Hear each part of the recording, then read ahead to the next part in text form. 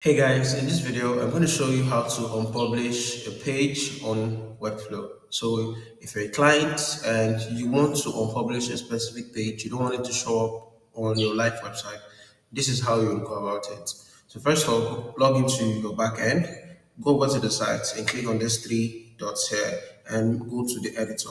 Once this is all loaded, go over to pages and select the page that you want to unpublish. So in our case, let's unpublish the About Us page.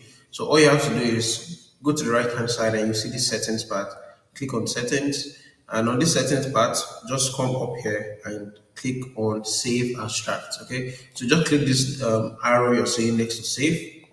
Click Save as Draft, and once you do that, this should be a draft. So in order to make sure this is reflected on the live site, click on Publish. So once you click Publish, it's gonna set this to a draft.